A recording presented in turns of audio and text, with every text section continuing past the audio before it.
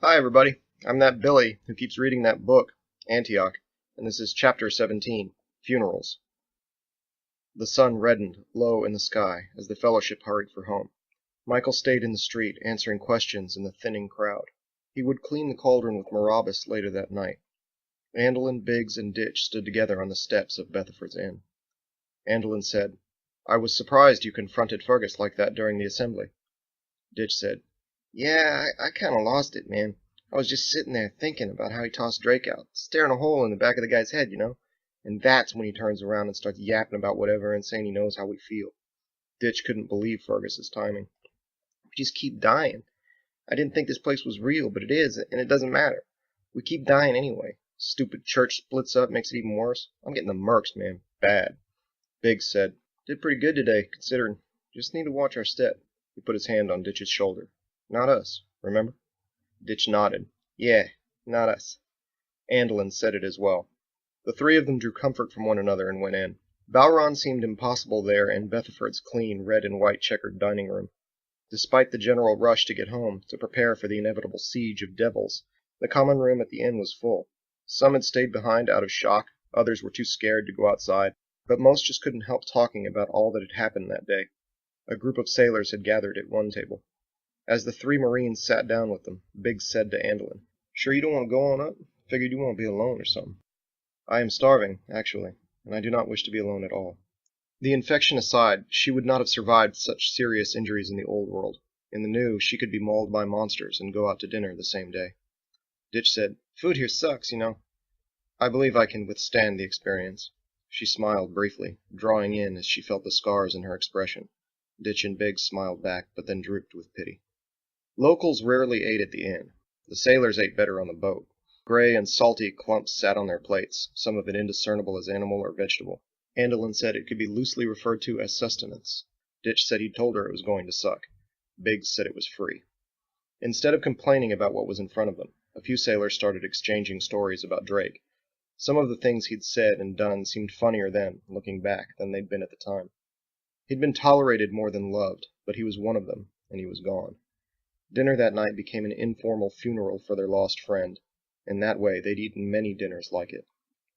The number of sailors in the dining room rose to 24 as they ventured away from their hosts in anticipation of such a gathering. Wells said, "Ditch, you knew him better than anyone else. Why don't you say something?" Many agreed and called for Ditch to say a few words.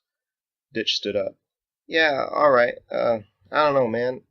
I knew him from back home, Just some dopey kid hung out at the gym. If I could have picked somebody to bring with me, he'd have been like way in the middle of the list, but it was him." He trailed off. It was difficult. The sailors looked around at each other. The tradition was to say something nice when someone died. Ditch raised his glass of milk. "Kid had guts, Heart. Drake was a fighter." It was the strongest compliment he could give. They all raised glasses of milk. "Hear, hear!" None of them drank. Some later arrivals whispered at another table, "How did it happen?" "How do you think?" "Andolin. Up to her old tricks." They didn't know she was there. She let it go. Biggs did not. Angry, he stood up and faced them. "What's that supposed to mean, huh?" The whisperers were too surprised to answer. Everyone stared. Biggs said, "Yeah, thought so. When any of you ever get off the boat? What any of you ever do except take a ride? Y'all got some big mouths." Ditch hadn't heard anything, but he put his milk down, his arms out, and said, "Yeah, what's up?" It wasn't a question. If Biggs was in a scrap, he was in it too. Ditch felt like stomping somebody anyway. Then one of the whisperers got up, rubbing his mouth. We all know how it is with you guys. You think you're better than everybody else, don't you? Well, guess what? We're not on the boat anymore. Let's go." Andolin recognized him by his voice. It took Ditch a little longer to see who it was. Bo wasn't wearing the mask he'd been known for in the Grace, and he was groomed and dressed like a local. Only his volatility and his hatred were the same. Ditch said, "Biggs, wait, that's Sue's guy." Sue had been the first of them to die. Biggs groaned and withdrew. He didn't want to hit Sue's mourning lover. He didn't really want to hit anybody and felt stupid then for having stood up in the first place. Bo didn't care. Someone was going to get it.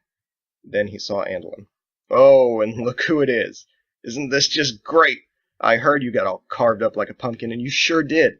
Hey, come on, Shooty. We're having another funeral.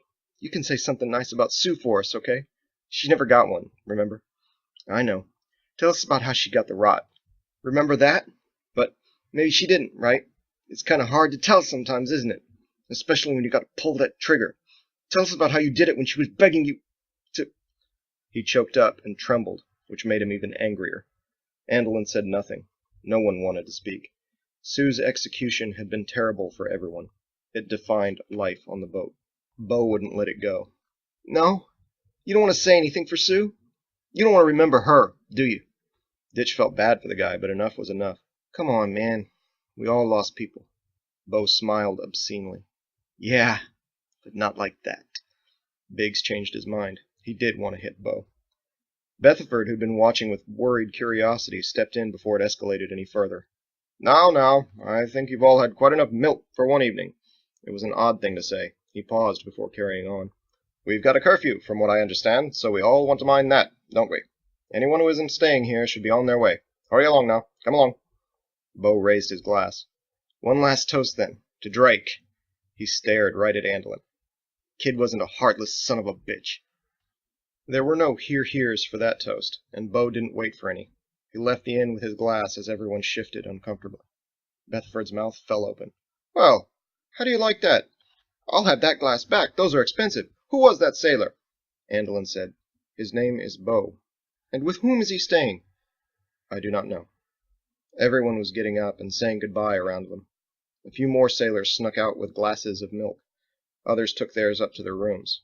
Bethenford, waiting next to Andelin, said, You're the one that was with Fergus and his family, aren't you? Yes. And where are they now? I do not know. My word, where are you going to stay then? I have to tell you, we're quite full here. Andelin looked up at him, raising an eyebrow, but without the other, her expression at that moment looked more like surprise than incredulity. Biggs answered for her. She's with me. But... Bethenford leaned in and lowered his voice. I can't have unmarried couples sharing rooms here. It's inappropriate. Biggs almost laughed. Oh, right, yeah, don't worry about that. She's my wife. Been married for years. Confusion when we got here and all. Andelin smirked. Bethenford paused and narrowed his eyes. Ditch faked a yawn and stretched. Man, I'm yawning like a yawny yawner over here. He got up from the table and said, Night, Mrs. Biggs. Then, with a quick jut of his chin at Bethenford, said, Beefer, and trotted up the stairs with his glass of milk. Bethenford pulled his chin into his throat. That's Bethenford! But Ditch was already gone. Several other sailors stopped by the table and called Andelin Mrs. Biggs in front of the deacon. Some even touched her shoulder. Wells said to her, Bo was right about one thing. We're not on the boat anymore. He offered his hand to shake.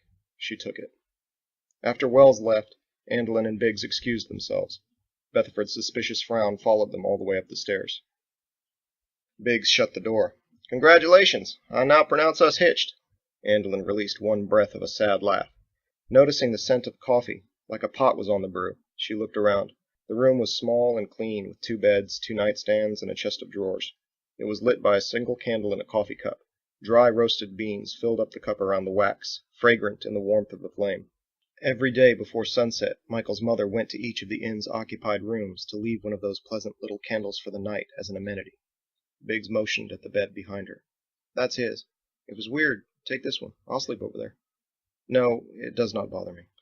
She sat down on Drake's bed and placed her glass on the nightstand. Biggs did the same across from her. They started dipping their fingers in the milk and swabbing it on their eyelids and lips. Andelin said, I should have informed Margot and Fergus of where I was going. I'm sure they will be concerned. Ought to be with your friends tonight anyhow, not strangers. Andelin stuck a milky pinky in her ear. That is true. It was delightful reminiscing with Bo. Biggs stared. She said, Tell me if I become too caustic. I am upset. Shoot, don't bother me none. Let me have it. Been through the ringer, poor thing. It has been an exceptionally unpleasant day, all events considered. Ditch was right. Dinner certainly did suck. The headscarf was irritating. She wanted to take it off, but worried about what Biggs would think of her. She looked around the room for a mirror. I have yet to see the damage other than in Bethenford's window. I do not believe there is a mirror anywhere in this village. See if I can rustle one up. Biggs wandered around with the coffee candle, trying to find a hand mirror for her. He didn't remember having seen one, but thought she might appreciate the effort. Rummaging through the drawers, he said, Does it hurt? Not terribly.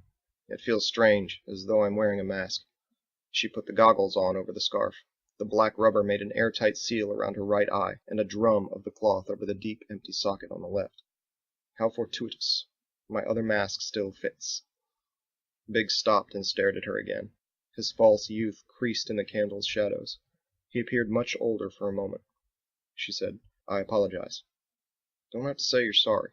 If it hurts or not, nobody's going to be all right with something like that happening to him. I want you to know, don't change nothing for me."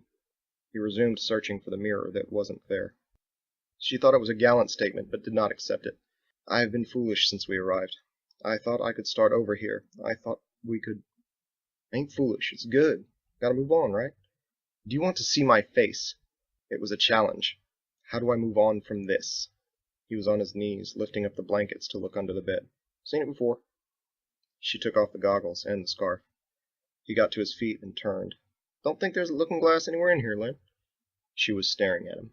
The candlelight made the scars even deeper. Half of her face was a dead skull, the other half a sad and vulnerable young woman. Neither was the truth. He sat next to her. "I don't want to say something wrong. Bo called me a jack-o'-lantern. Tried to do worse than that." Biggs took some time to build what he wanted to tell her.